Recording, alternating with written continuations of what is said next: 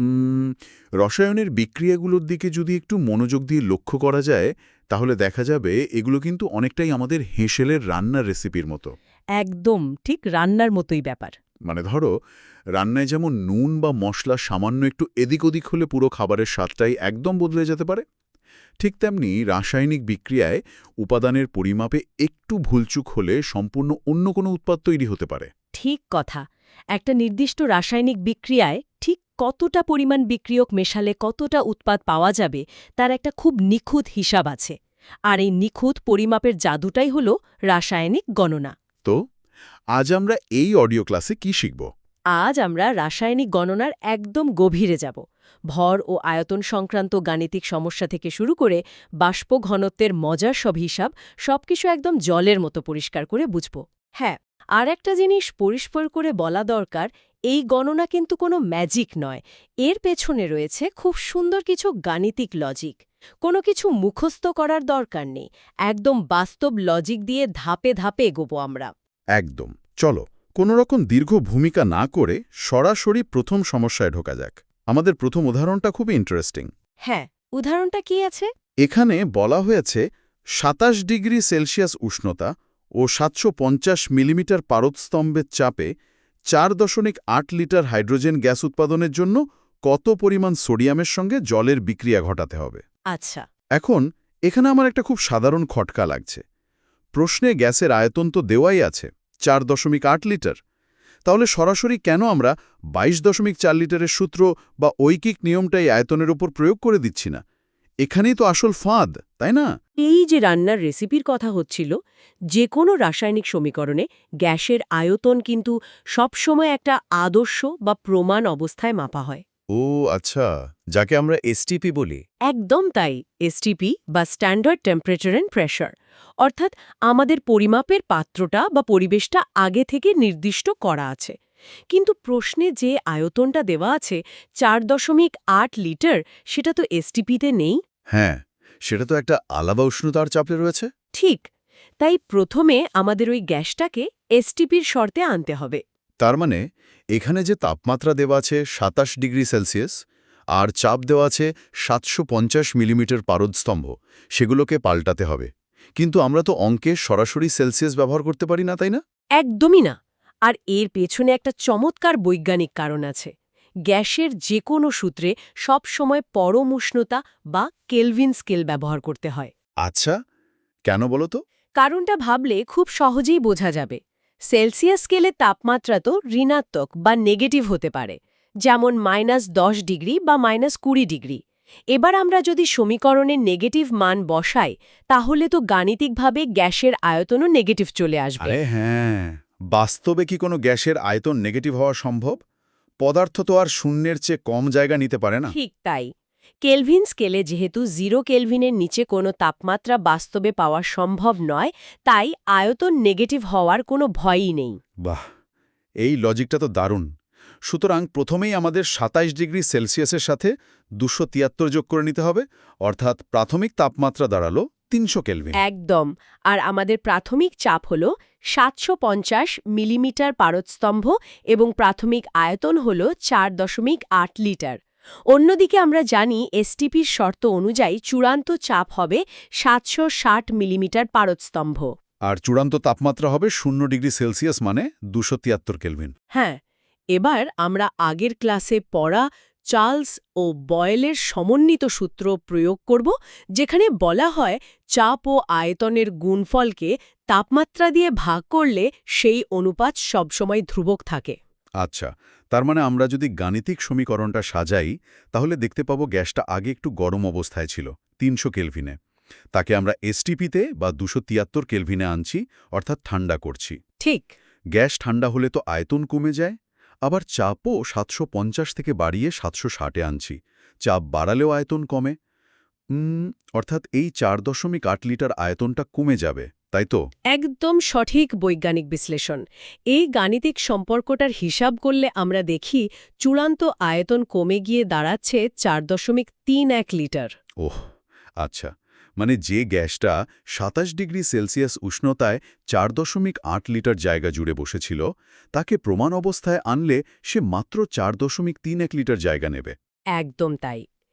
এইবার আমাদের পরিমাপের পাত্রটা একেবারে সঠিক মাপে চলে এসেছে।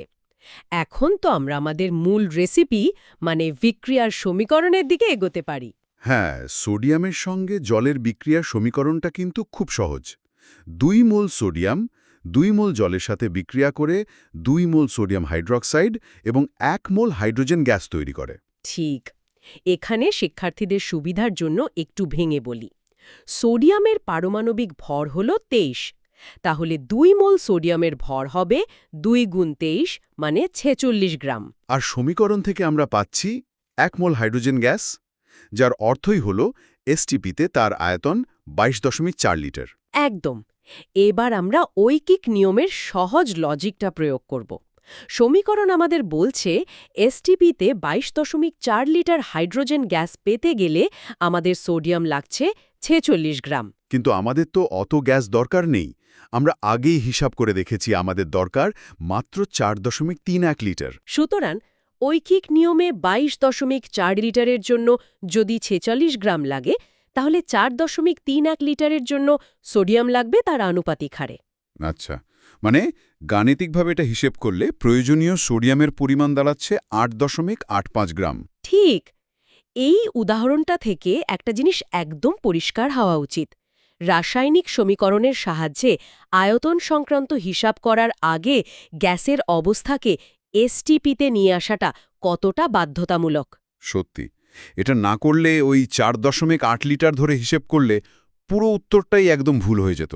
তাহলে এখান থেকে আমরা দেখলাম আয়তনের হিসাব কিভাবে নিখুঁতভাবে করতে হয়। কিন্তু একটা অন্যরকম পরিস্থিতি ভাবা যাক। কেমন পরিস্থিতি?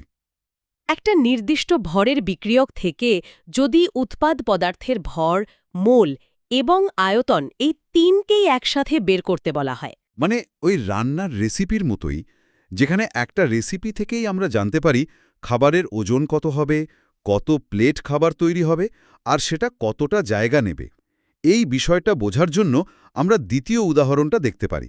হ্যাঁ, প্রশ্নে কি বলা হয়েছে? প্রশ্নে বলা হয়েছে 126 গ্রাম ম্যাগনেসিয়াম কার্বনেটের সঙ্গে অতিরিক্ত লঘু হাইড্রোক্লোরিক অ্যাসিডের বিক্রিয়া ঘটানো হল। এবার 3টে জিনিস জানতে চাওয়া হয়েছে।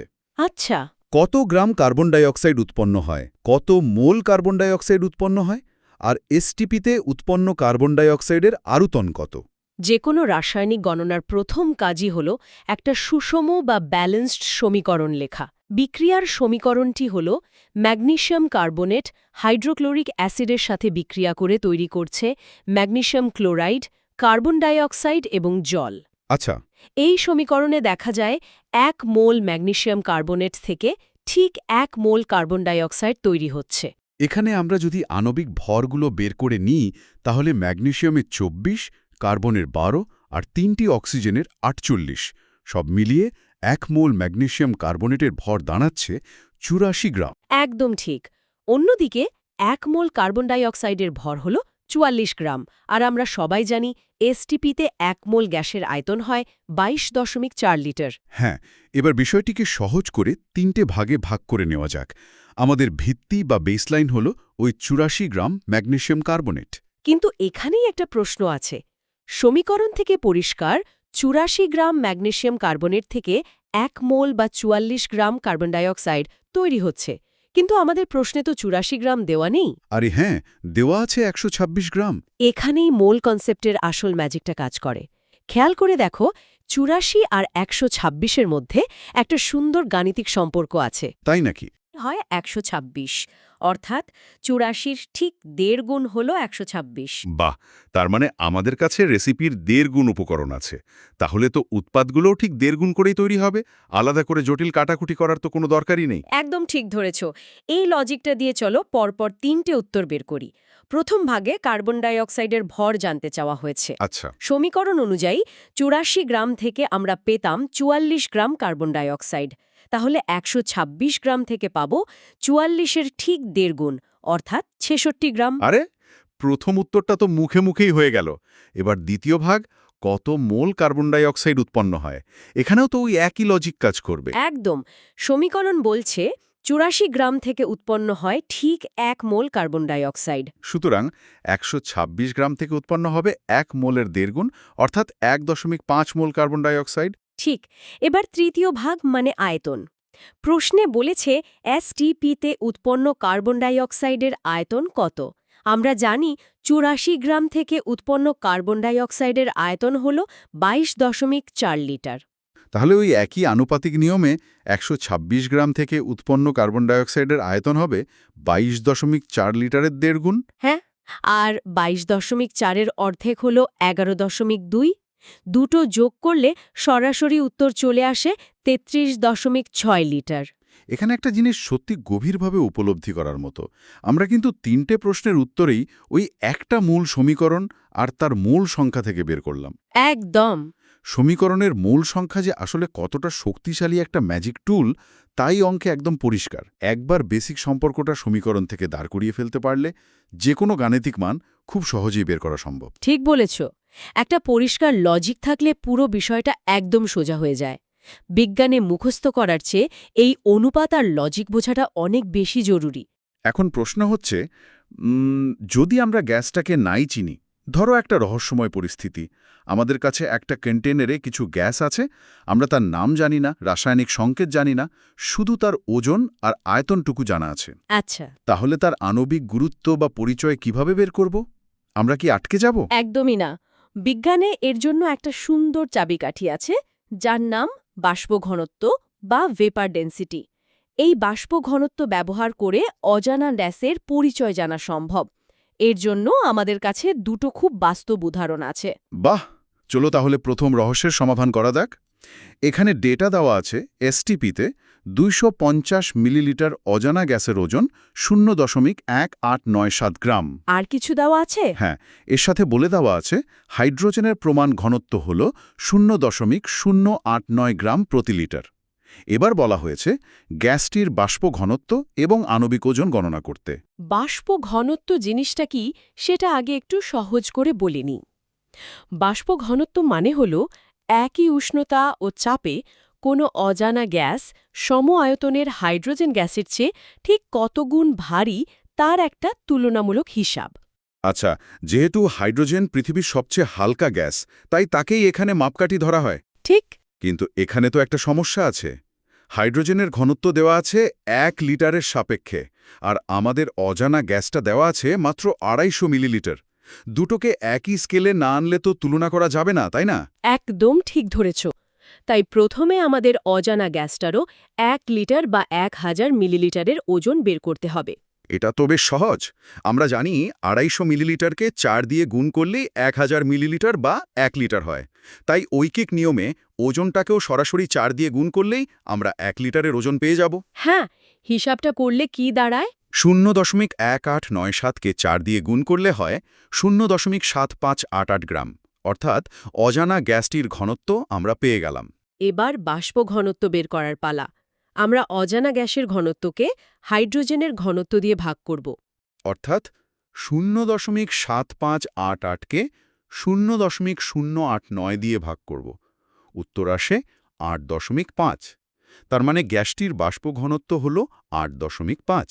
আচ্ছা, বাষ্প ঘনত্ব তো পেলাম, কিন্তু আণবিক গুরুত্ব কিভাবে পাব? আমরা তো জানি আণবিক গুরুত্ব সবসময় বাষ্প ঘনত্বের দ্বিগুণ হয়। হ্যাঁ, কিন্তু কেন দ্বিগুণ হয়, এর পেছনের বিজ্ঞানটা কি? এর পেছনে রয়েছে অ্যাভোগ্যাড্রোর বিখ্যাত সূত্র। অ্যাভোগ্যাড্রো বলেছিলেন, একই উষ্ণতা ও চাপে সম আয়তনের সব গ্যাসে সমান সংখ্যক অণু থাকে। তাই অজানা গ্যাসের অণু হাইড্রোজেনের অণুর চেয়ে ঠিক কত গুণ ভারী, সেটাই হল বাষ্প ঘনত্ব। ও আচ্ছা। আর আমরা জানি হাইড্রোজেনের একটা অণুতে দুটো পরমাণু থাকে, তাই তার ভর 2। সেই কারণে যে কোনো গ্যাসের আণবিক ভর তার বাষ্প ঘনত্বের ঠিক দ্বিগুণ হয়। চমৎকার। তার মানে এই অজানা গ্যাসটির আণবিক গুরুত্ব হবে 2 গুণ 8.5 সমান 17। 17 আণবিক ভর দেখে বেশ বোঝা যাচ্ছে গ্যাসটা সম্ভবত অ্যামোনিয়া। হ্যাঁ, ঠিক। যাই হোক, এবার দ্বিতীয় পদ্ধতি বা দ্বিতীয় রহস্যে আসা যাক। এখানেই আসল মজাটা। যদি প্রশ্নে হাইড্রোজেনের ঘনত্ব দেওয়াই না থাকে, তাহলেও কি সরাসরি উত্তর বের করা যায়? পরের উদাহরণটাই তার প্রমাণ। আচ্ছা, উদাহরণটা কি? এখানে বলা হয়েছে এসটিপিতে 250 মিলিলিটার গ্যাসের ভর 0.3571 গ্রাম। গ্যাসটির আণবিক ভর, বাষ্প ঘনত্ব নির্ণয় করতে হবে এবং ওই গ্যাসের 1 মোল অণুর ভরও জানতে চাওয়া হয়েছে। এখানে তো হাইড্রোজেনের ঘনত্বের কোনো উল্লেখই নেই। তাহলে কি আমরা আটকে গেলাম? একদমই না, বরং কাজটা আরও সোজা হয়ে গেল। আমরা সরাসরি মোলার আয়তনের ধারণা ব্যবহার করব। আচ্ছা। আমরা তো জানি যে এসটিপিতে যে কোনো গ্যাসের 1 মোল অণুর আয়তন হয় 22.4 লিটার বা মিলিলিটারে প্রকাশ করলে 22,400 মিলিলিটার। ও, বুঝতে পেরেছি। তার মানে আমরা যদি 250 মিলিলিটার গ্যাসের ভর থেকে ঐকিক নিয়মে সরাসরি 22,400 মিলিলিটার গ্যাসের ভর বের করে নিই, তাহলে সেটাই তো 1 মোলের ভর বা গ্রাম আণবিক ভর হয়ে যাবে। একদম ঠিক ধরেছ। চলো গাণিতিক লজিকটা দেখি। 250 মিলিলিটার গ্যাসের ভর হল 0.3571 গ্রাম। আমাদের পৌঁছাতে হবে 22,400-তে। হ্যাঁ, তো এই হিসাবটা করলে দেখা যায় চূড়ান্ত ভর দাঁড়াচ্ছে প্রায় 31.99 গ্রাম, যা আমরা খুব সহজেই 32 গ্রাম ধরতে পারি। তার মানে গ্যাসটির গ্রাম আণবিক ভর হল 32 গ্রাম, আর আণবিক ভর হল শুধু 32। 32 আণবিক ভর মানে গ্যাসটা নির্ঘাত অক্সিজেন। তাই তো। এবার বাষ্প ঘনত্ব বের করা তো জলের মতো সোজা। হ্যাঁ, একটু আগেই তো আমরা জানলাম যে আণবিক ভর বাষ্প ঘনত্বের দ্বিগুণ হয়। তার মানে বাষ্প ঘনত্ব হবে আণবিক ভরের ঠিক অর্ধেক, অর্থাৎ 32/2 = 16। আর প্রশ্নের শেষ অংশে জানতে চাওয়া হয়েছিল গ্যাসটির 1 মোল অণুর ভর কত। যেহেতু আমরা দেখলাম গ্যাসটির গ্রাম আণবিক ভর 32 গ্রাম, তাই 1 মোল অণুর ভরও নিশ্চিতভাবেই 32 গ্রামই হবে। এই দুটো বাষ্প ঘনত্বের উদাহরণ পাশাপাশি রাখলে ব্যাপারটা খুব স্পষ্ট হয়ে যায়। অজানা গ্যাসের পরিচয় বের করার দুটো পদ্ধতিই বেশ সহজ। হ্যাঁ, আর কোন পদ্ধতিটা আমরা ব্যবহার করব তা পুরোপুরি নির্ভর করছে আমাদের হাতে কী তথ্য দেওয়া আছে তার উপর। যদি হাইড্রোজেনের ঘনত্ব দেওয়া থাকে তাহলে প্রথম পদ্ধতি, আর না থাকলে সরাসরি মোলার আয়তন দিয়ে দ্বিতীয় পদ্ধতি। একদম। আজ তাহলে আমরা এই বিশদ আলোচনায় সত্যি অনেকগুলো গুরুত্বপূর্ণ জিনিস শিখলাম। কিভাবে তাপমাত্রা ও চাপ পরিবর্তন করে গ্যাসের আয়তনকে আগে এসটিপিতে আনতে হয় সেটা দেখলাম। হ্যাঁ, তারপর দেখলাম কিভাবে একটা সুষম রাসায়নিক সমীকরণ থেকে উৎপাদের ভর, আয়তন ও মোল এ তিনটেই খুব সহজে অনুপাতের মাধ্যমে বের করা যায়। আর সবশেষে শিখলাম বাষ্প ঘনত্বের পেছনের আসল বিজ্ঞানটা কি এবং কিভাবে শুধু আয়তন ও ভর থেকে অজানা গ্যাসের পরিচয় বা আণবিক গুরুত্ব নির্ণয় করতে হয়। ঠিক। এবার ক্লাস শেষ করার আগে একটা বিষয় একটু গভীরে গিয়ে ভাবা যাক। আমরা দেখলাম গ্যাস তো তাপমাত্রা আর চাপের সাথে নিজের আয়তন সবসময় বদলায়। একটু গরম হলেই আয়তন বেড়ে যায়, আবার চাপ দিলে কমে যায়। হ্যাঁ, তাই তো দেখলাম আমরা।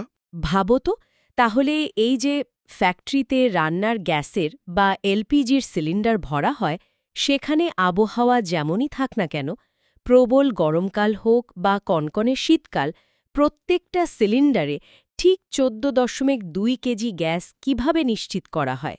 বাহ, এটা তো একটা দারুণ প্রশ্ন। এখানেই বিজ্ঞানের সৌন্দর্য লুকিয়ে আছে। গ্যাসের আয়তন তাপমাত্রার সাথে বদলালেও গ্যাসের ভর বা ওজন কিন্তু কখনোই বদলায় না। আর ঠিক সেই কারণে সিলিন্ডারে গ্যাস আয়তনে মাপা হয় না, মাপা হয় ভরে। ও আচ্ছা, এই রাসায়নিক গণনার সূত্রগুলোই ফ্যাক্টরিতে একদম নিখুঁতভাবে কাজ করছে, যাতে আমাদের রান্নাঘরে পৌঁছানো গ্যাস সম্পূর্ণ নিরাপদ আর সঠিক মাপের হয়। একদম তাই। লাইক, শেয়ার, সাবস্ক্রাইব করে আমাদের সঙ্গে যুক্ত থাকুন এবং আরও গুরুত্বপূর্ণ ভিডিও দেখার জন্য আমাদের প্লেলিস্ট ফলো করুন। আমরা আপনাদের জন্য নিয়ে আসছি বাস্তব উদাহরণ ও গল্পের মাধ্যমে সহজ ও প্রাণবন্ত থিওরি ক্লাস, ভয়হীনভাবে স্টেপ বাই স্টেপ গাণিতিক সমাধান, ম্যাপের মাধ্যমে জীবন্ত ভূগোল এবং টাইমলাইনের সাহায্যে পরিষ্কার ইতিহাস বোঝানো। এছাড়াও গত 20 বছরের চ্যাপ্টার ও টপিক ভিত্তিক প্রশ্নোত্তর দিয়ে কনফিডেন্স বুস্টিং, এক্সামের দ্রুত রিভিশনের জন্য স্মার্ট মাইন্ড ম্যাপ এবং প্রায় সম্পূর্ণ হওয়ার পথে আমাদের প্রিমিয়াম কালারফুল নোটস। আমরা কাজ করছি এমন কিছু রেভলিউশনারি প্রজেক্টের ওপর যা মাধ্যমিকের পড়াশোনাকে একেবারে নতুন মাত্রায় নিয়ে যাবে।